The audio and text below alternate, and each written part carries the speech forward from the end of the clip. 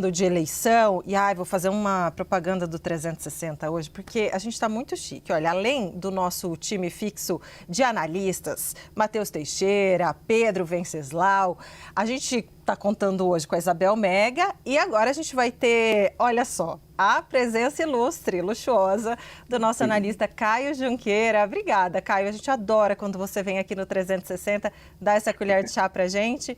Olha só, você tem apuração de Pablo Marçal, porque ele pediu à TV Band para participar do debate de presidenciáveis marcado para domingo. Conta pra gente, Caio, o que você apurou sobre esse pedido de Pablo Marçal? Bom, vamos lá. Prazer estar aqui com vocês, Débora. O Pablo Marçal, por meio do advogado, mandou hoje um ofício, na manhã de hoje, para a TV Bandeirantes, justamente pedindo a participação dele nesse debate da Rede Bandeirantes no domingo à noite. Qual que é a situação dele? Ele coloca ali, nesse ofício, que conseguiu registrar a candidatura, o que é verdade, a candidatura está registrada, e também que já começou a campanha autorizada pelo TSE. A gente sabe, a gente vem acompanhando isso nos últimos dias, desde sábado esse movimento surpreendeu. Por quê? Porque até então nos falava dessa possibilidade. O Pablo Marçal enfrenta muitos problemas na justiça eleitoral, basicamente 3. Ele tem uma condenação aqui por abuso de poder econômico em relação às eleições municipais de 2024, que já subiu para o Tribunal Superior Eleitoral.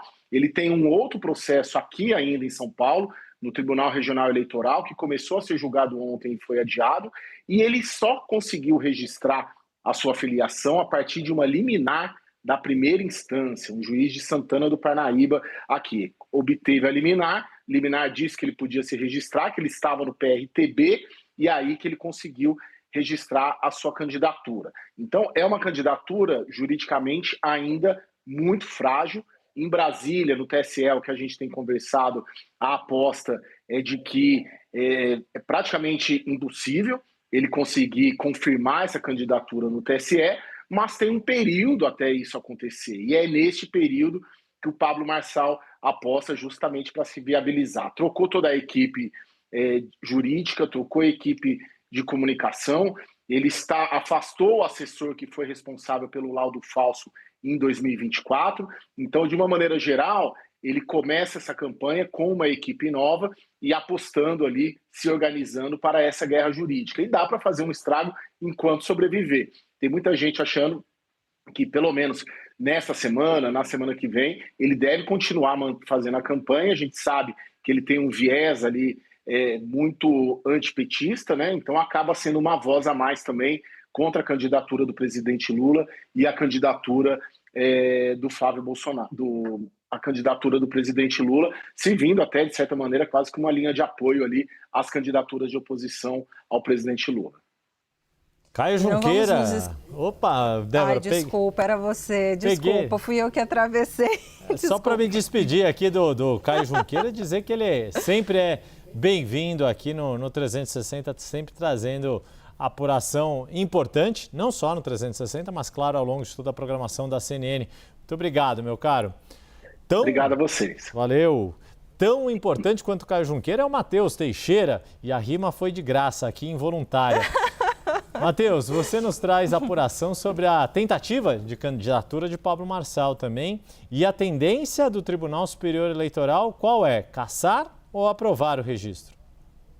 Quem dera, Yuri, não tão importante, mas sim, vamos seguir no assunto, porque Pablo Marçal se coloca como candidato aí na reta final. A gente sabe que ele é sempre um nome que faz muito barulho na internet, mas no Tribunal Superior Eleitoral, pelo que consegui apurar ali em alguns gabinetes com alguns ministros, é que a tendência é que ele seja barrado, ou seja, que o registro dele de candidatura seja indeferido e que ele não possa ser candidato. Mas como bem colocou o Caio agora há pouco, a lei eleitoral determina que, após a apresentação do registro, ele é candidato, ele só deixa de ser candidato depois do indeferimento e, portanto, nesse prazo, ele deve continuar em campanha e pode pedir voto. É só a gente lembrar, por exemplo, do presidente Lula em 2018, quando ele estava preso, registrou o pedido de candidatura e foi candidato por quase um mês e depois, indeferido, o PT substituiu por Fernando Haddad e agora deve acontecer o mesmo com Pablo Marçal.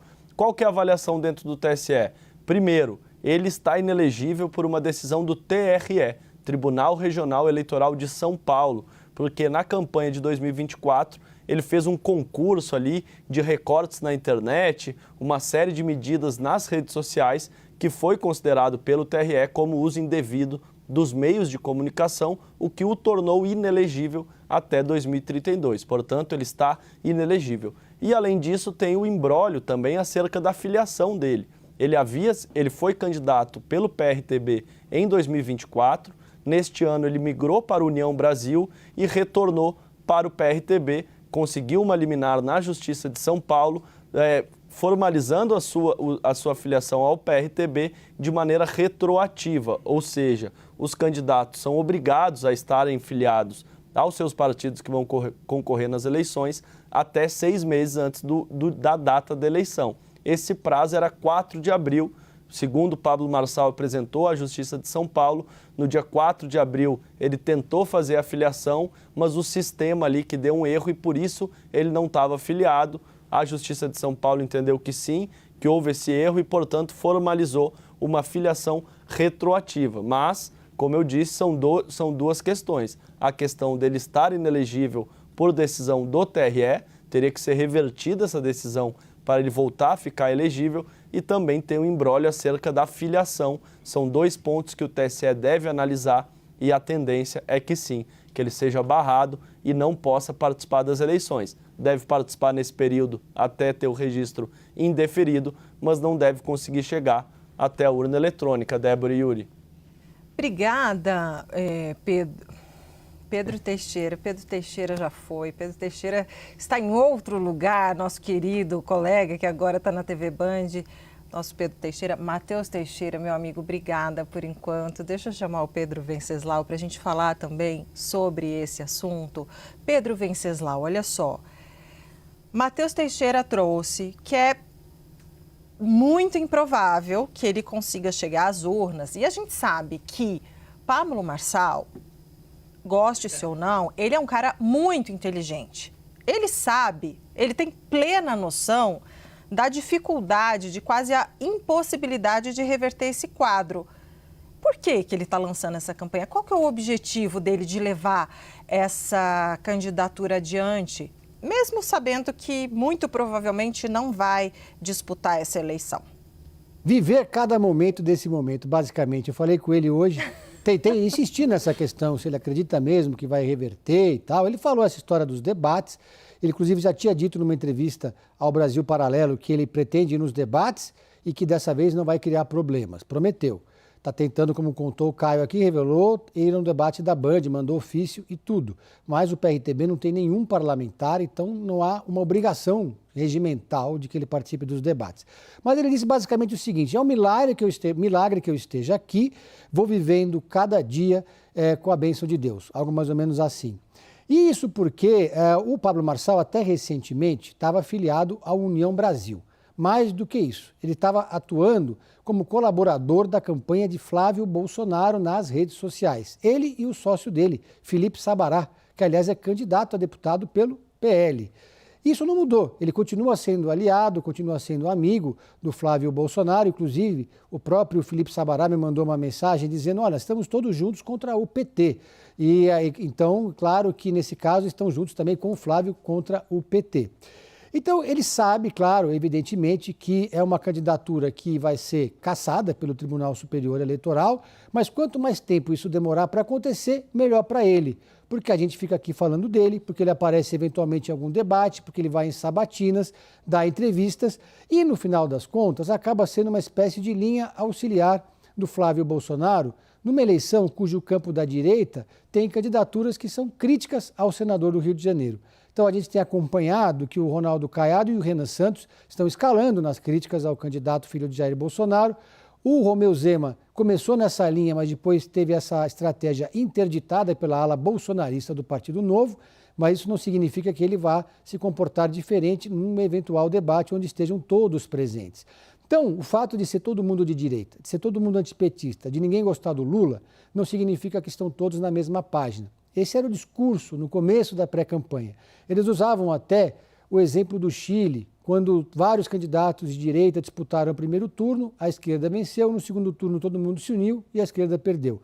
Mas no caso do Chile não houve ataques entre eles, houve uma espécie de pacto de não agressão. Esse pacto de não agressão não foi feito aqui na eleição presidencial aqui no Brasil. Então, como disse o Matheus Teixeira, é questão de tempo para que essa candidatura seja cassada. O regimento do TSE prevê o seguinte: primeiro, o candidato ele pode se inscrever como candidato, porque ele conseguiu uma liminar que permitiu que ele entrasse no PRTB, que ele voltasse para o PRTB, apesar de não ter cumprido o prazo de 6 meses.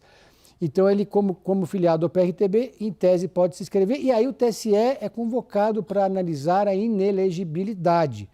E não tem prazo para o TSE fazer essa análise. E como não tem prazo, ele vai seguindo fazendo a campanha dele, ocupando todos os espaços que ele conseguir ocupar.